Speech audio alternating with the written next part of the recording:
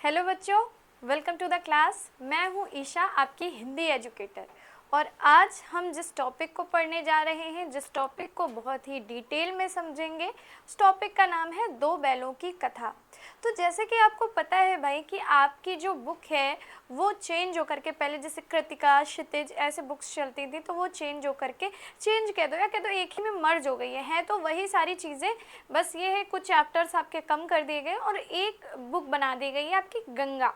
ठीक है, तो अब आपको यही गंगा बुक पढ़नी होगी। ठीक, तो अब हमारी बुक का ये पहला टॉपिक है दो बैलों की कथा। इसको हम पढ़ेंगे, जो कि मुंशी प्रेमचंद जी के द्वारा लिखी गई है। तो इसको बहुत ही अच्छे से समझेंगे, सारी चीज़ें मैं आपको एक्सप्लेन करूँगी बहुत बढ़िया तरीके से। ठीक है, तो चलो भाई, अगर चैनल पे नए हो तो चैनल को सब्सक्राइब कर लेना। ठीक है, तो दो बैलों की कथा को शुरू करते हैं, जो कि मुंशी प्रेमचंद जी की एक अमर रचना है। ठीक है, यहाँ पे बात तो दो बैलों की करी गई है, लेकिन यहाँ पे दो अर्थ निकलते हैं।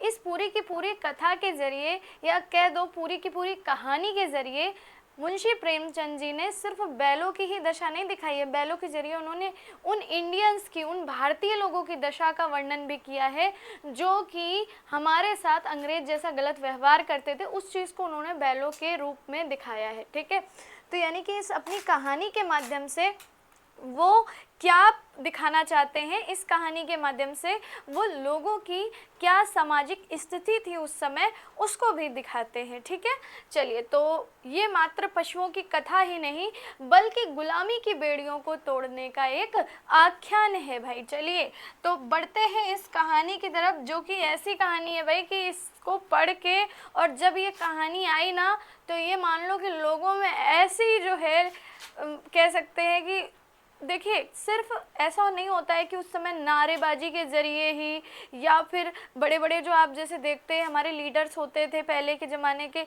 तो सिर्फ उन्हीं के ज़रिए लोगों में आक्रोश की भावना आती थी या लोगों में देश प्रेम की भावना आती थी, बल्कि इन कहानियों से, इन कथाओं से लेखक भी देश प्रेम की भावनाओं को लोगों के मन में उजागर करते थे। ये कहानियों का बहुत बड़ा इम्पैक्ट पड़ता था लोगों के ऊपर। तो आज उसी कहानी के बारे में हम पढ़ने जा रहे हैं। इस कहानी के, जैसा कि मैंने बताया कि दो पहलू हैं, एक तो है प्रत्यक्ष पहलू, यानी कि जो हम कहानी पढ़ेंगे, और दूसरा है अप्रत्यक्ष पहलू, यानी कि इनडायरेक्ट, डायरेक्ट एंड इनडायरेक्ट। तो दोनों ही चीज़ें आज समझेंगे। प्रत्यक्ष पहलू हमारा क्या कहता है, जो कि कहानी में लिखा है भाई कि दो बैल हैं, एक हीरा और एक मोती। हीरा और मोती दो बैल हैं, उन्हीं के संघर्ष, जो भी उन्होंने अपने जीवन में संघर्ष किया, उस संघर्ष के बारे में, और अपने मालिक के प्रति उनके असीम प्रेम और समर्पण के भाव को दर्शाता है। ठीक है, ये प्रत्यक्ष, यानी कि जो डायरेक्ट हमारा इससे अर्थ निकलता है वो है। ठीक है, अब बात कर लेते हैं दूसरा, हमें मुंशी प्रेमचंद जी ने इस कहानी के जरिए क्या समझाने की कोशिश की है, वो एक अप्रत्यक्ष है। भारतीय स्वतंत्रता संग्राम और स्वतंत्रता सेनानियों के मौन संघर्ष व बलिदान का ये प्रतीक है। ठीक है, तो यहाँ पर जो बैल दिखाए गए हैं ना, बैल क्या करते हैं भाई, बैल क्या करते हैं, आपने देखा होगा, खेत में बेचारे खेत जोतने का काम करते हैं, और जो उनका मालिक होता है वो क्या करता है भाई, जितना मन करता है मारता है, और जितना मन करता है उतना खाना देता है, जो मन करता है करवाता है, पूरी गुलामी करवाता है ना। तो वही चीज़ दिखाई गई, ये बैल जो दिखाए गए हैं, ये भारतीय समाज की दशा को दर्शाते हैं। बात समझ में आई?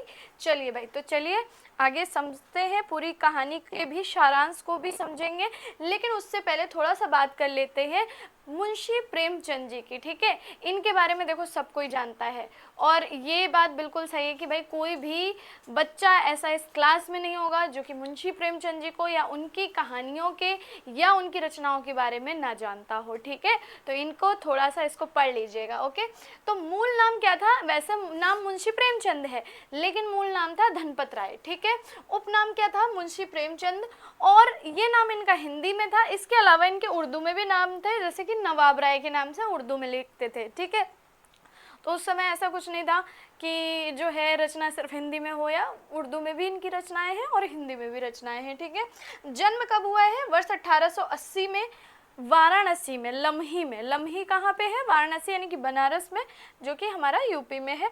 और उसके बाद यहाँ पे अब बात कर लेते हैं इनके त्याग की। तो इन्होंने असहयोग आंदोलन में भाग लेने के लिए अपने सरकारी नौकरी से इस्तीफा दे दिया था। ठीक है, तो बहुत सारे हमारे ऐसे राइटर्स हुए हैं, देखो ये राइटर ही नहीं थे बल्कि ये एक बहुत बड़े देशभक्त हुए हैं। ठीक है, यही नहीं और भी इनके अलावा जैसे शिवपूजन सहाय जी थे, उन्होंने भी क्या किया था, असहयोग आंदोलन में भाग लेने के लिए अपनी सरकारी नौकरी से इस्तीफा दे दिया था, रिजाइन कर दिया था। तो इन लोगों ने जो है बहुत बड़ा बलिदान दिया अपने देश के लिए हर तरीके से। ठीक है, और लोगों की विचारधारा में परिवर्तन लाए। तो साहित्यिक धरोहर के बारे में बात कर लेते भाई। इनकी जो कहानियां हैं वो मानसरोवर के 8 भागों में कहानियां इनकी संकलित हैं। ठीक है, चलिए तो ये बात तो हमने करी कहानी के जो लेखक हैं यानी कि मुंशी प्रेमचंद जी, उनके बारे में। इनके बहुत सारी रचनाएं हैं इंपॉर्टेंट, गोदान गबन बहुत इंपॉर्टेंट रचनाएं हैं। गोदान गबन, कर्मभूमि, सेवा सदन इत्यादि ये सारी रचनाएं किसकी हैं, सभी की सभी रचनाएं मुंशी प्रेमचंद जी की हैं। अलग अलग विधाओं में भी रचनाएं इन्होंने की हैं, जैसे कि कहानी भी है, जैसे कि नाटक भी है, एकांकी, सभी चीज़ें हैं। ठीक है, अगर हम बात करें तो इनके जो मूल विषय रहते हैं लिखने के, किसके, मुंशी प्रेमचंद जी के जो मूल विषय रहते हैं, जो सब्जेक्ट रहते हैं, यानी किन चीज़ों पे इन्होंने ज़्यादातर अपनी रचनाएं लिखी हैं, वो है किसान, वो है मजदूर, दलित लोगों पर लिखा है, स्त्रियों पर लिखा है, स्त्रियों के विमर्श पर, और पशु पक्षियों से आत्मीयता दिखाई है। यानी कि जो समाज का दबा कुचला वर्ग था, जैसे कि किसान भाई पीड़ित रहते हैं, देखो मोस्टली दबे कुचले ही रहते हैं। ठीक है, और प्राचीन समय में या कह दो पुराने समय में, इतना प्राचीन समय नहीं था, मतलब जो पुराने टाइम पे औरतों की भी दशा जो आज है, आज कह सकते हैं कि बहुत अच्छी हो गई है बहुत पहले के समय से, तो उनकी दशा, दलितों की दशा, सबकी दशा बहुत ही दयनीय थी। तो उन सभी चीज़ों पर उन्होंने लिखा है, सभी गलत चीज़ों पर कटाक्ष किया है। ठीक है, तो और पशु पक्षियों पर भी आत्मीयता देखने को मिलती है। ठीक है, अभी इस कहानी के जरिए आप देखोगे, आप बहुत रिलेट कर पाओगे, बहुत ज़्यादा रिलेट कर पाओगे। ठीक है, ध्यान से देखना। और भाषा शैली कैसी है, भाषा शैली भाई बहुत ही सरल है, बहुत ही जीवंत है और लोक प्रचलित है, इसीलिए सबसे ज़्यादा पसंद किए जाते हैं भाई। ठीक है, अब यहाँ पे कुछ इनके ऐसे मुहावरे आ जाते हैं जो कि इम्पोर्टेंट है, जैसे कि मुहावरों का बहुत अच्छा प्रयोग करते हैं। ठीक है, मुहावरेदार भाषा है, इसलिए थोड़ा इनकी, देखिए मुहावरा क्या होता है, जब बीच बीच में हम मुहावरा यूज़ करते हैं ना, तो उससे थोड़ा और रोचक हो जाती हैं चीज़ें। ठीक है, जैसे पूरी कहानी में आपको दांतों पसीना आना, ईंट का जवाब पत्थर से, इस तरीके के मुहावरे मिल जाते हैं जो कि और सजीव बनाते हैं कहानी को, कथा को। ठीक है, चलिए भाई अब हम आ जाते हैं अपनी स्टोरी पे। ठीक है, अब स्टोरी तो अभी थोड़ी देर बाद मतलब स्टार्ट यहीं से हो जाती है, चैप्टर जो है वो यहीं से स्टार्ट हो जाता है कि आपने सुना होगा भाई कि आपके घर में भी अगर आप कुछ बेवकूफ़ी भरा काम कर देते हो तो आपकी मम्मी बोलती बहुत गधा है ये, या बहुत गधी है ये, है ना। तो अगर कोई बेवकूफ़ी भरा काम करता है तो हम उसको क्या बोल देते हैं, गधा बोल देते हैं। ठीक है, तो यानी कि जानवर से, एक बेचारे जानवर से कंपेयर कर देते हैं गधे से, जो कि बहुत ही सीधा जानवर है। ठीक है, तो जानवरों में गधा सबसे ज़्यादा बुद्धिहीन समझा जाता है। ठीक है, इसीलिए जब कोई बेवकूफ़ी भरा काम करता है तो लोग उसको बोल देते हैं गधा।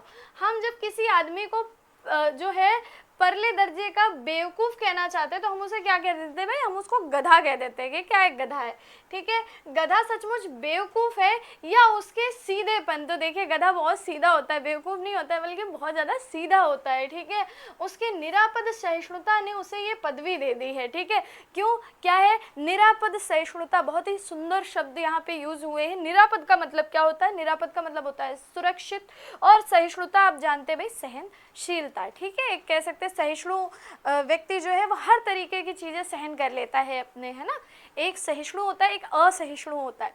तो चलिए, तो जो उसकी निरापद सहिष्णुता है उसने उसे ये पदवी दे दी भाई, इतना सीधा है। आपने देखा होगा कि अगर कोई व्यक्ति जरूरत से ज़्यादा सीधा है ना, लोग कहते हैं बेवकूफ़ है ये, तो इससे तो जो करना है करवा लो। ठीक है, लेकिन भाई वो बेवकूफ़ नहीं है, बस वो सीधा है। ठीक है, वो आपको जवाब नहीं दे रहा है, इसका मतलब ये नहीं है कि वो आपकी चालबाजी नहीं समझ रहा है, पर वो सीधा है।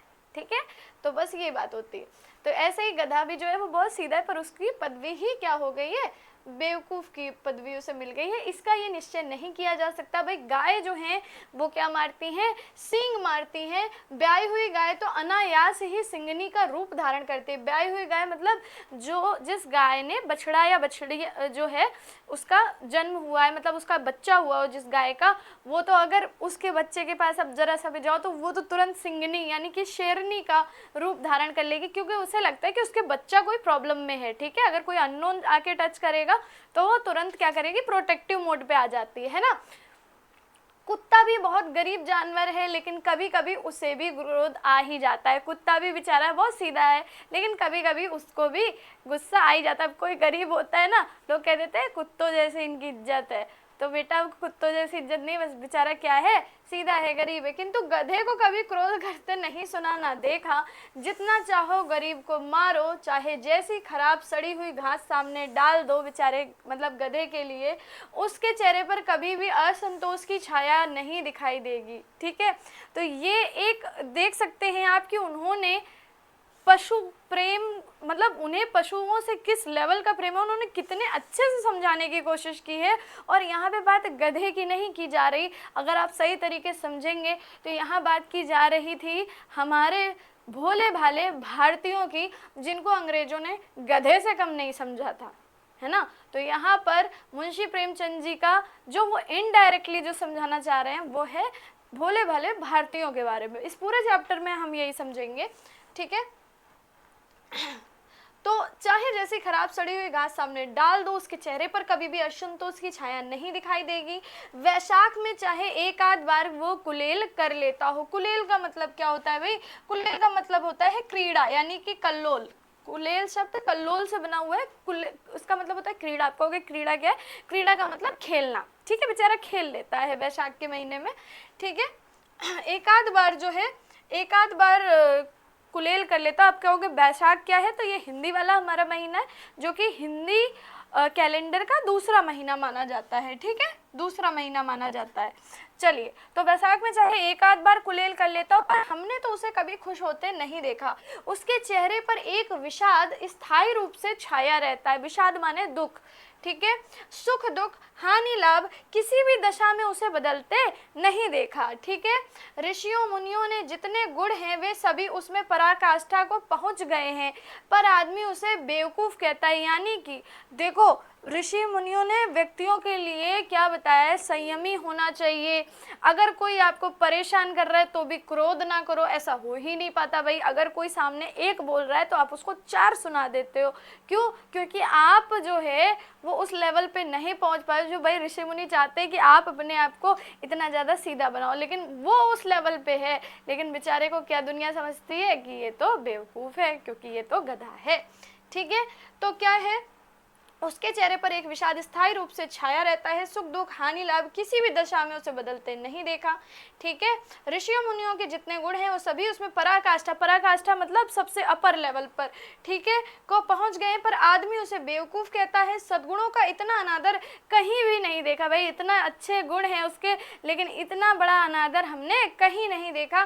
कदाचित सीधापन संसार के लिए उपयुक्त नहीं है। बिल्कुल सही बात है कि बहुत ज़्यादा ज़रूरत से ज़्यादा अगर कोई सीधा है तो वो उसे दुनिया जीने नहीं देती। तो कदाचित का मतलब होता है कभी कभी या फिर शायद। ठीक है, चलिए देखिए ना, भारतवासियों की अफ्रीका में क्या दुर्दशा हो रही है। उस समय भारतीयों की अफ्रीका में बहुत बुरी दशा चल रही थी, उस पर इन्होंने कटाक्ष किया था। ठीक है, और उसी बात को इस जरिए समझाने की कोशिश की थी।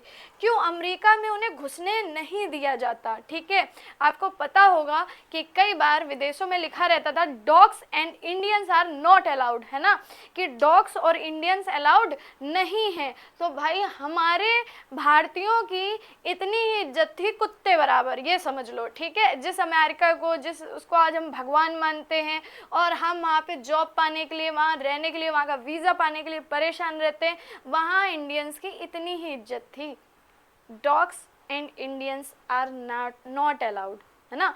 तो समझ सकते हो आप। ठीक है, चलिए भाई, क्यों अमेरिका में उन्हें घुसने नहीं दिया जाता? बेचारे शराब नहीं पीते, बेचारे इंडियन शराब नहीं पीते थे, उस समय बहुत अच्छे होते थे। अब तो इंडिया जो है वो बहुत ही बदल चुका है, ठीक है, बहुत ही वेस्टर्नाइजेशन हो चुका है, ठीक है, हमारे कल्चर का। लेकिन उस समय इंडियन शराब नहीं पीते थे, क्योंकि शराब जो है वो हमारे हिंदू धर्म में भी जो है वो अच्छा नहीं माना गया है, वो मुस्लिम धर्म में भी अच्छा नहीं माना गया है, इस्लाम में भी शराब को गलत बताया जाता है, हिंदू धर्म में भी शराब को गलत बताया जाता है, अपवित्र माना गया है। दोनों ही धर्म के लोग थे हमारे इंडिया में, तो इस वजह से शराब नहीं पसंद करते थे। लेकिन ठीक है वहाँ पे भाई लोग पीते थे।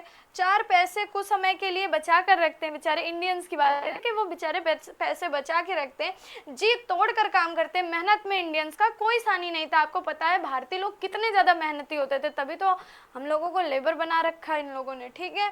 किसी से लड़ाई झगड़ा नहीं करते, 4 बातें सुनकर गम खा जाते। पुराने लोग बहुत सीधे होते थे, आपने देखा होगा। अभी भी आज अगर आपकी दादी या फिर आप उनसे भी पुराने कुछ लोगों को देख पाओ, आप देखना उनके स्वभाव में और आज के लोगों के स्वभाव में कितना अंतर है। उनके स्वभाव में कितनी विनम्रता है, वो कितने पोलाइट थे, और आज वो सारी चीज़ें खत्म हो चुकी हैं लोगों के अंदर, है ना।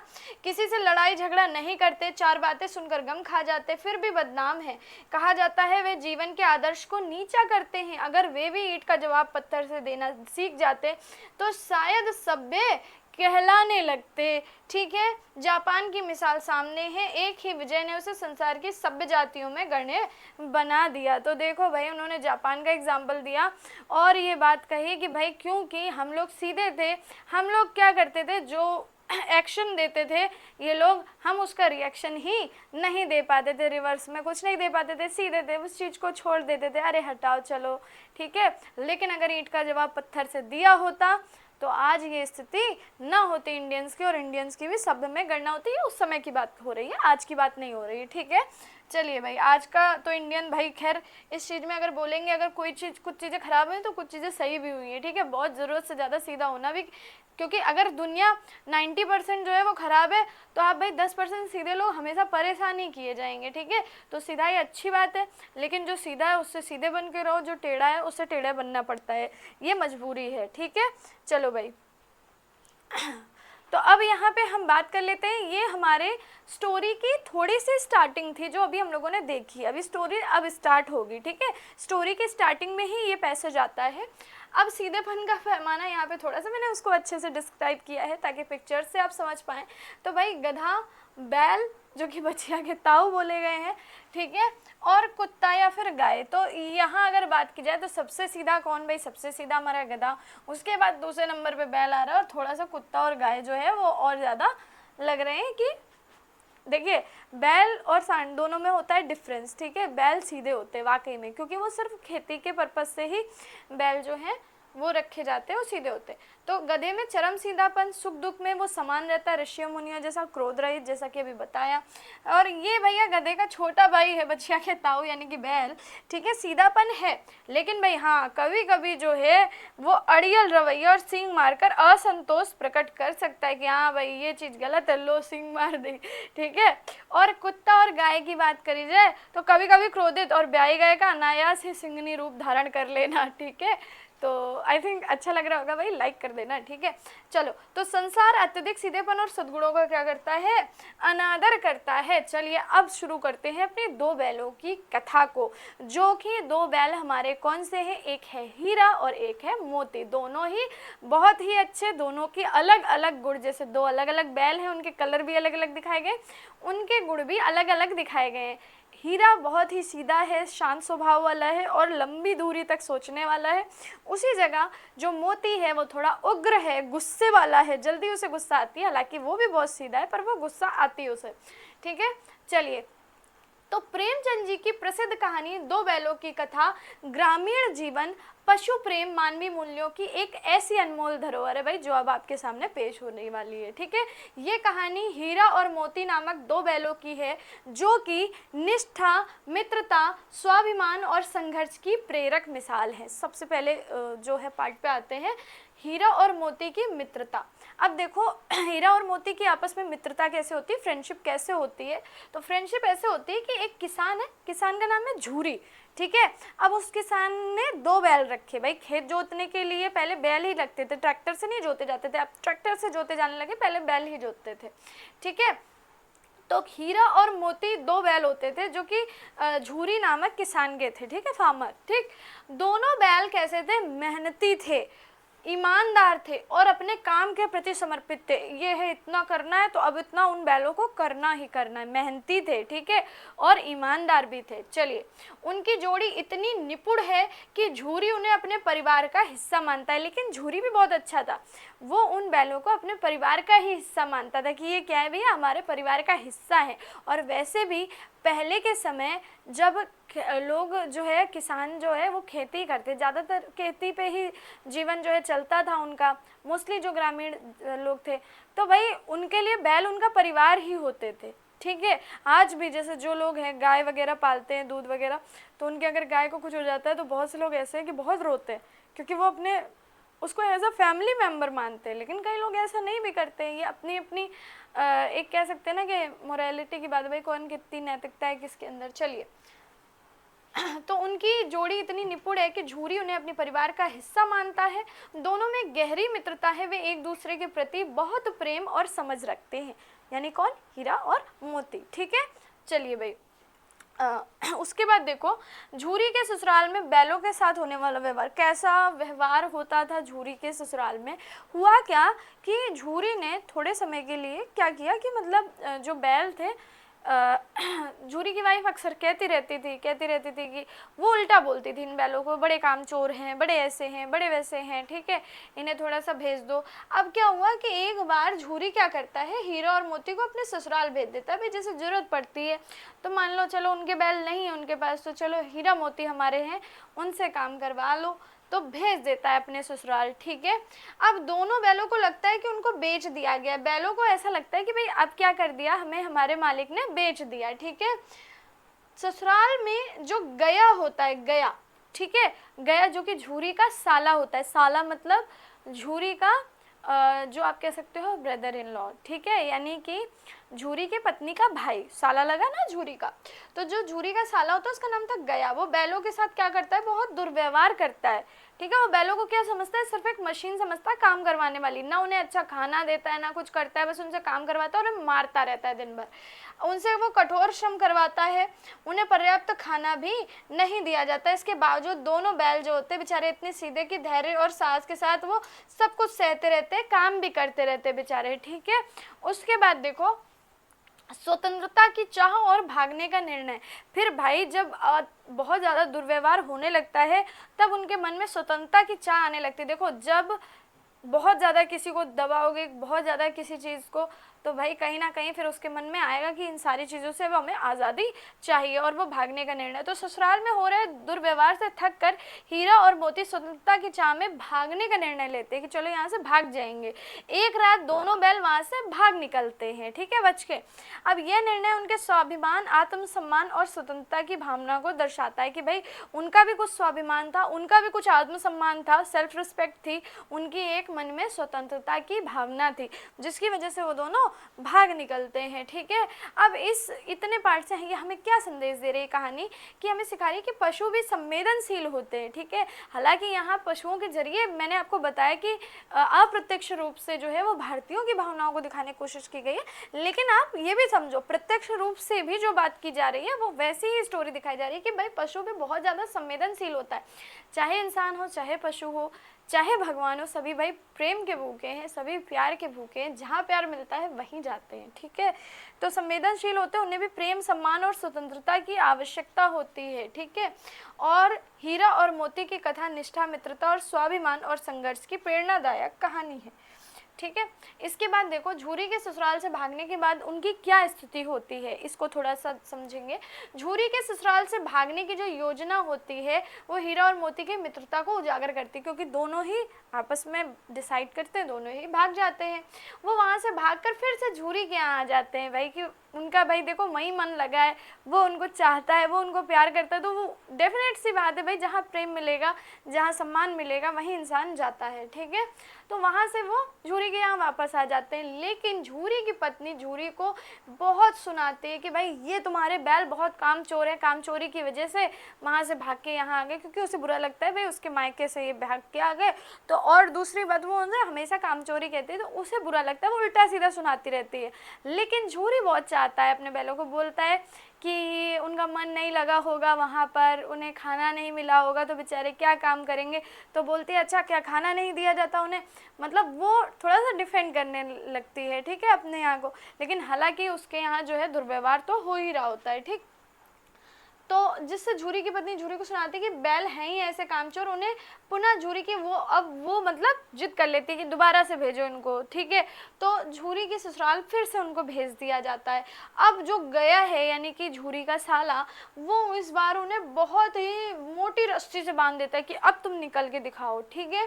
जिसे वो बहुत ज़्यादा चबाते हैं कि हम इस रस्सी को तोड़ लेंगे बेचारे बैल, लेकिन लाख चबा के भी वो तोड़ नहीं पाते हैं। लेकिन होता क्या है, अंततः एक बालिका यानी कि एक लड़की छोटी सी उस रस्सी को खोल देती है और हीरा और मोती को भाग जाने के लिए कहती है, ठीक है। अब ये क्या है, कौन है ये लड़की, इसके बारे में थोड़ा सा मैं आपको बता देती हूँ। वहीं पे एक भैरव सिंह होते हैं, उनकी ये बेटी होती है। वो उन बैलों को बहुत ज़्यादा प्यार करने लगती, देखती है जब उनके साथ इतना गलत हो रहा होता है। और वो लड़की भी बहुत अभागी होती है, क्यों, उसकी माँ जो होती है वो बचपन में ही ख़त्म हो चुकी होती है। तो उसकी सौतेली माँ उस लड़की को पालती है, तो उसके साथ बहुत अत्याचार करती है, उससे बहुत काम करवाती है, ठीक है। उसे सही से खाना भी नहीं देती, तब भी वो बेचारी लड़की इन बैलों से बहुत ज़्यादा प्रेम करती है उनकी दुर्दशा देख के। और वो उन बैलों को डेली, ये कहानी मैंने इसमें ज़्यादा नहीं लगी, मैं आपको बता रही हूँ, उन बैलों को डेली बेचारी 2 रोटी लेकर के आती थी। तो एक रोटी जो है हीरा खा लेता था, एक जो है मोती खा लेता था। हालांकि एक एक रोटी हीरा और मोती के लिए, क्या आप तो पता ही है भाई बैलों की खुराक बहुत होती है, ठीक है। लेकिन तब भी वो दुर्बल नहीं होते, ऐसा कहानी में लिखा है, क्योंकि वो प्रेम की वजह से दुर्बल नहीं होते, ठीक है। जो उनका हृदय की जो भूख है वो मिट जाती है, क्यों, उन्हें वो प्रेम जो चाहिए था वो उस बालिका से मिल जाता है, ठीक है। तो वो उनको कहती है कि ठीक है मैं तुम्हारी रस्सी खोल दे रही हूँ, भाग जाओ, ठीक है। भागने के बाद हीरा और मोती का सफ़र, तो हीरा और मोती रास्ते में कई चुनौतियों का सामना करते हैं, जैसे कि भूख लगती है, उन्हें प्यास लगती है, थक भी जाते बेचारे, लेकिन उनकी आत्मनिर्भरता और आपसी सहयोग उन्हें आगे बढ़ने की प्रेरणा देता है। वो रास्ता भी भटक जाते हैं और एक मटर के खेत में घुस जाते हैं, ठीक है। और भूखा होने के कारण मटर खाते भाई, खूब दबा के मटर खाते हैं, ठीक है। उसी दौरान सामने से आ रहा है एक सांड से। तो जैसा कि मैंने आपको बताया कि सांड अलग होता है और बैल अलग होते हैं, ठीक है। चलिए, तो सांड से उसका मुकाबला होता है और वह दोनों उस सांड को भगा देते हैं, ठीक है। और उसी बीच कुछ आदमियों द्वारा वे घेर लिए जाते हैं, लेकिन कौन, हीरा और मोती, क्योंकि भाई मटर के खेत में घुसे हो, खा रहे हो, तो भाई जिनका खेत है वो तो भगाने आएंगे, ठीक है। घेर लिए जाते हैं और वे लोग हीरा और मोती को कांजी हाउस क्या होता है भाई, कांजी हाउस ऐसा मतलब जगह होती है जहाँ पर जो पालतू नहीं बल्कि जो कि फालतू कह सकते हो, फालतू घूम रहे जो जानवर हैं उनको वहाँ पर बांधा जाता है, रखा जाता है। हालांकि खाना पीना दिया जाता है, पर कांजी हाउस में इतना अच्छा यहाँ पे खाना नहीं दिया जाता है, ठीक है। तो कांजी हाउस में दे देते हैं इन जानवरों को, ठीक है। अब होता क्या है कि कांजी हाउस में इनकी क्या स्थिति होती है, तो कांजी हाउस में उन्हें किसी भी तरीके का चारा या भोजन नहीं दिया जाता। वो बेचारे 1 सप्ताह तक भूखे रहते हैं, ठीक है। और वहाँ से वो भागने का प्रयत्न करते हैं। वे दोनों दीवार में सींग मार मार कर दीवार को गिरा देते हैं, जिससे अन्य कैद किए जानवर भी भाग जाते हैं और वो भी भाग निकलते हैं, ठीक है। नहीं वो, परंतु वे दोनों नहीं भागते हैं। क्यों नहीं भागते, क्योंकि मोती हीरा को छोड़कर के अकेले नहीं जाना चाहता, क्योंकि हीरा के गले में रस्सी बंधी होती है, ठीक है, जिसको वो छुड़ा नहीं पा रहा होता। वे गले में रस्सी बंधी नहीं छुड़ा पा रहा, इसलिए नहीं भागता मोती भी, ठीक है। अब होता क्या है, हीरा और मोती की घर वापसी होती, कैसे होती, कांजी हाउस में दोनों बैलों की नीलामी कर दी जाती कि भाई ये बैल तो बड़े खतरनाक निकले, इन्होंने तो जो है दीवार ही तोड़ दी, अब इनको बेचो, ठीक है। उन दोनों को एक दड़ियल आदमी, दड़ियल का मतलब होता है जो उसकी दाढ़ी हो बड़ी बड़ी, वो खरीद लेता है और उनको ले जाता है। रास्ते में वो रास्ता दोनों को कैसा लगता है भाई, जाना पहचाना लगता है कि अरे ये रास्ता तो हमने देखा। अब वो समझ जाते हैं कि ये तो उसके मालिक झूरी के घर का रास्ता है, ठीक है। और रास्ता पहचानते हुए अपने घर की तरफ मुड़ जाते हैं। झूरी द्वार पर बैठा हुआ था, झूरी उनका गेट पे बैठा हुआ था और अचानक वो बैलों को देखकर उन्हें अपने गले से लगा लेता है और दड़ियल आदमी को क्या कर देता है, भगा देता है, ठीक है। अंत में झूरी की पत्नी भी उनके माथे पे चूम लेती है। उसे भी लगता है भाई देखो, बैल जो होते थे प्राचीन समय में वो किसानों के बहुत बड़े सहायक होते थे, ठीक है। खेती वगैरह सारा कार्य जो है वो बैलों के ज़रिए ही किया जाता था, खेत जोतना, बहुत सारी चीज़ें वो बैल ही करते थे, ठीक है। इवन तेल भी जो निकाला जाता था वो बैल, कोल्हू से जो निकलता था पहले बैल ही चलाते थे उस कोल्हू को, ठीक है। चलो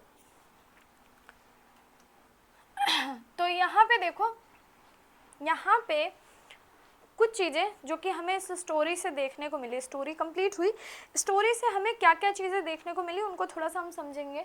1900 का जो दशक था उसमें भारतीयों का बहुत ज़्यादा अपमान होता था, क्योंकि भारतीयों के अंदर क्या क्या क्वालिटीज़ थी भाई।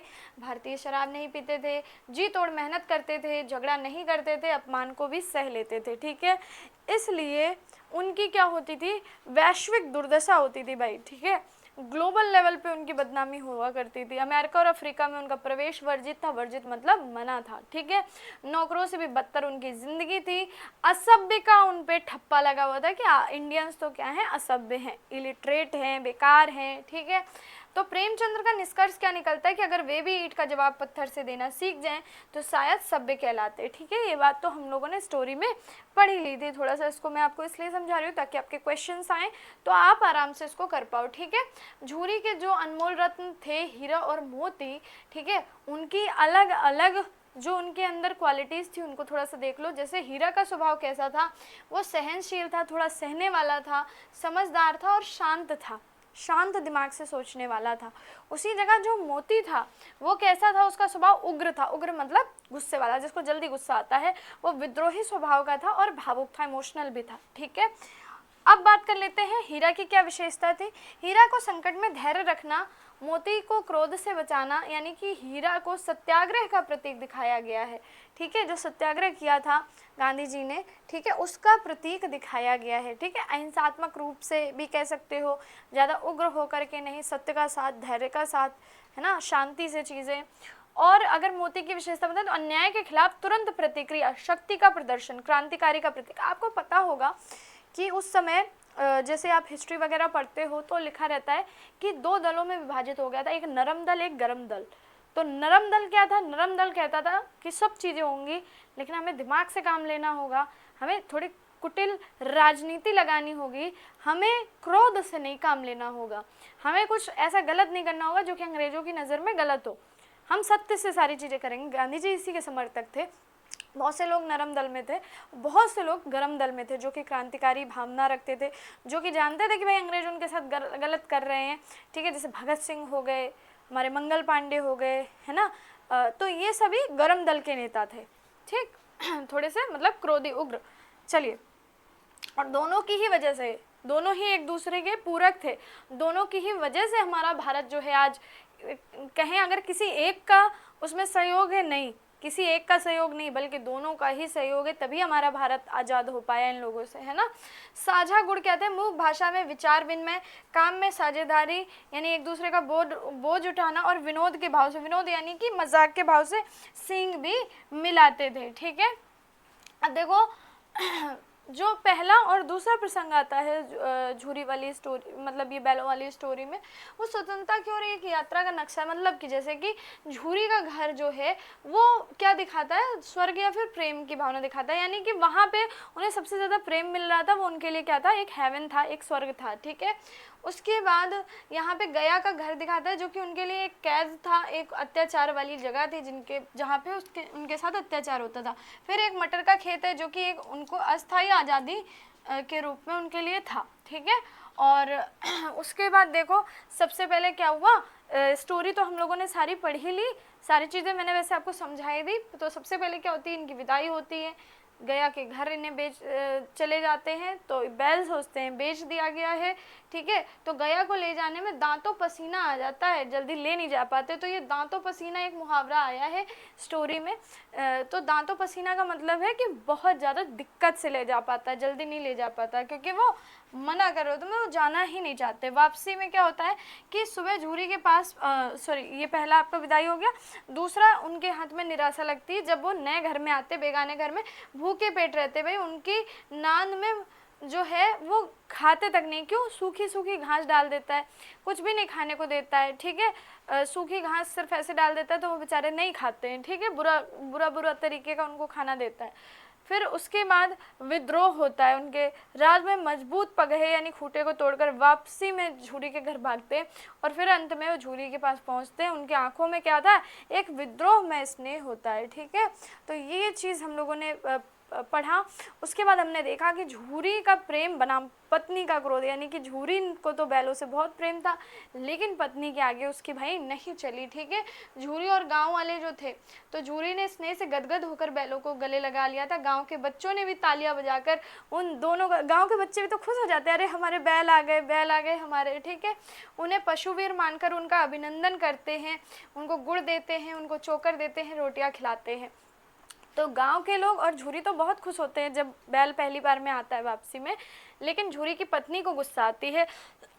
आपको बताया ही था कि वो नमक हराम और कामचोर कह के क्रोध करती है और उन्हें दोबारा भेजने को कहती है, ठीक है। और नौकर को सख्त हिदायत दी कि केवल इसे सूखा भूसा दिया जाए, खली चोकर बिल्कुल ना दिया जाए, ठीक है, सजा के तौर पर।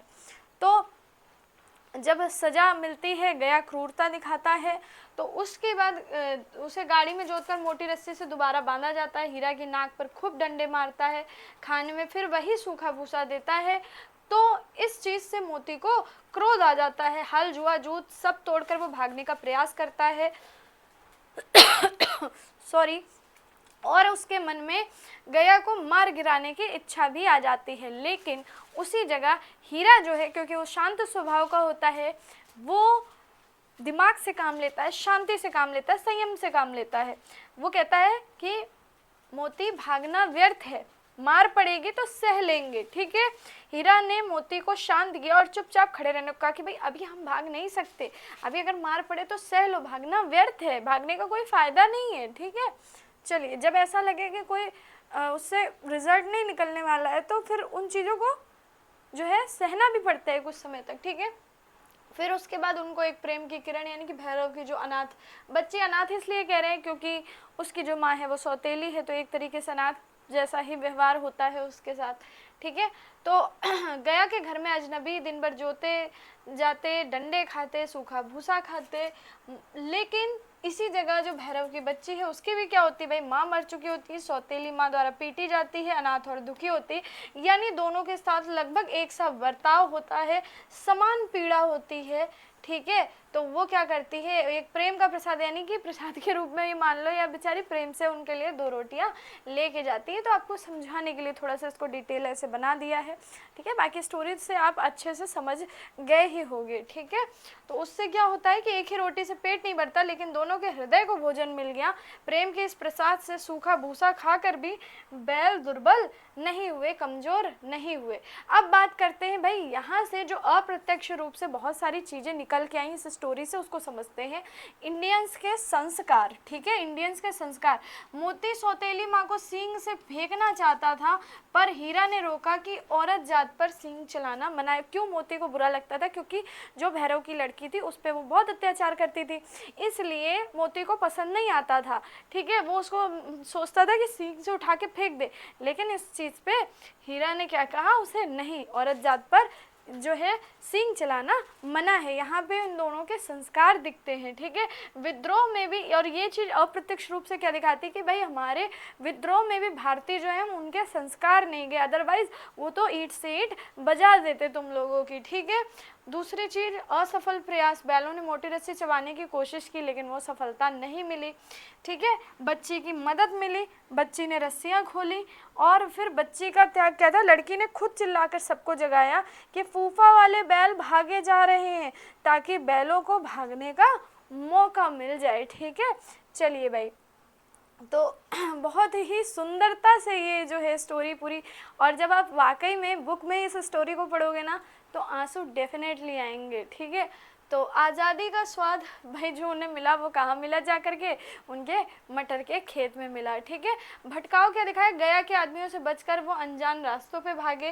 धर्म का पालन क्या किया, मोती जो है वो गया को मारना चाहता था पर हीरा ने उसे रोका कि भाई हम अपना धर्म क्यों छोड़े। यही बात इंडियंस ने कही कि अगर हम अपना धर्म छोड़ देंगे तो हम में और उन जो पाश्चात्य सभ्यता के लोग हैं उनमें अंतर ही क्या रह जाएगा। देखो अगर हम अच्छे हैं तो हमें अपनी अच्छाई नहीं छोड़नी चाहिए, वरना अच्छे में और बुरे में फ़र्क ही क्या रह जाएगा। स्वतंत्रता का एहसास, मटर के खेत में घुसना, पेट भर के खाना, आज़ादी के अनुभव में डका लेना और विनोद भाव से सींग मिलाकर मस्ती करना, यानी कि उन्होंने स्वतंत्रता का वो एहसास चखा जो कि भारतीयों को बाद में स्वतंत्र होने के बाद भारतीयों ने जो फील किया वही यहाँ पे इन्होंने भी फील किया, ठीक है। तो भाई ये थी हमारी पूरी स्टोरी, और मेरे ख्याल से आप लोगों को बहुत ही अच्छी तरीके से समझ में आई होगी। मैंने अपनी पूरी कोशिश की कि आप तक जो स्टोरी है उसको बहुत ही अच्छे से, उसका जो मैसेज है, जो स्टोरी मैसेज देना चाहती है उसको मैं कन्वे कर पाऊँ, मैं अपनी बातों को आप तक समझा पाऊँ, बता पाऊँ। और इसीलिए देखो चैप्टर को समझाने में हम ज़्यादा मेहनत करते हैं, उसके बाद अगर आपने अच्छे से चैप्टर को समझ लिया, पढ़ लिया, तो फिर आपको क्वेश्चंस करने में, सॉल्व करने में कोई भी दिक्कत नहीं होती है, ठीक है। अगर ये सेशन अच्छा लगा हो भाई तो वीडियो को लाइक ज़रूर कर देना, शेयर कर देना। मिलते हैं नेक्स्ट वीडियो में।